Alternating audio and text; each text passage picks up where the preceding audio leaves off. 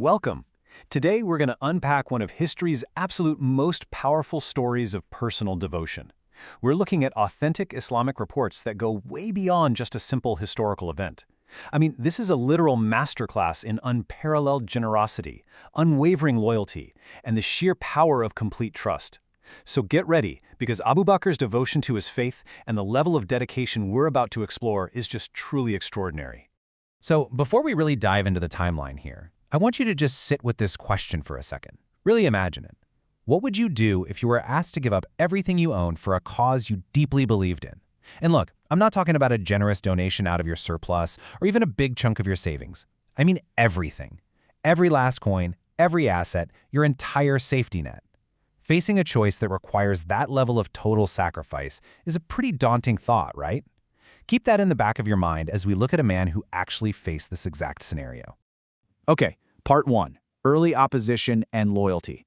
To really grasp this story, we have to travel back to a time when Islam was entirely new. And the reality of that early period, it was incredibly harsh. There were so many people who fiercely opposed early Islam and the Prophet, peace be upon him. The resistance was widespread, and honestly, it was dangerous. But amidst all of that intense opposition, one man stood firmly by the Prophet from the very beginning, and that was Hazrat Abu Bakr. His devotion to his faith wasn't something he just developed later when it was safe or popular, It was this immediate, steadfast loyalty in the face of overwhelming adversity, right from day one.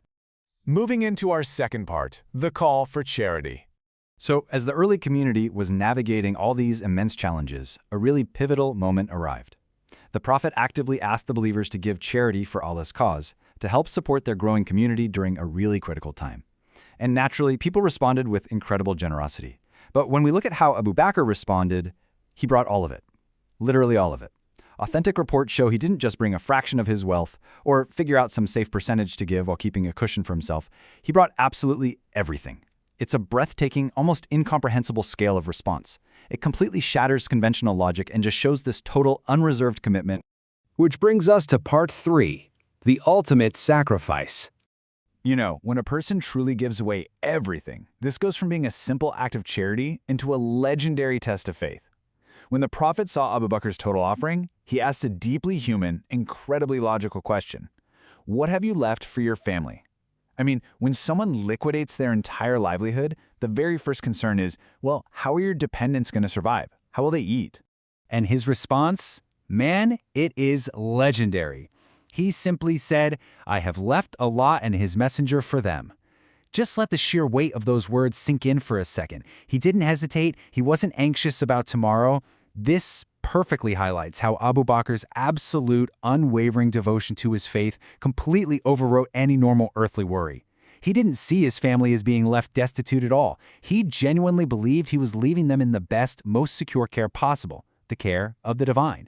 His complete trust in Allah right in this moment became this permanent, shining example of sacrifice. So, let's wrap this up in our final section, redefining true wealth. Let's look at the profound moral framework sitting right beneath the surface here. Think about human nature for a second. We instinctively focus on what we keep, right? Our savings, our physical assets, our stuff. We constantly equate hoarding things with security. But Abu Bakr's story introduces this completely inverted paradigm.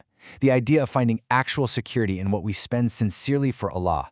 His actions totally force us to question our own natural instincts about what holds true value. And that brings us to the core takeaway of this beautiful history. True wealth isn't the material possessions we manage to hoard away.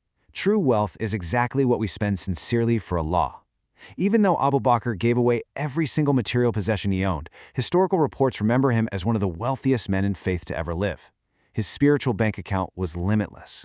It's such a powerful reminder, and honestly, it leaves us with the sincere hope that Allah grants us even a tiny fraction of the faith, trust, and devotion that noble companions like Hazrat Abu Bakr had.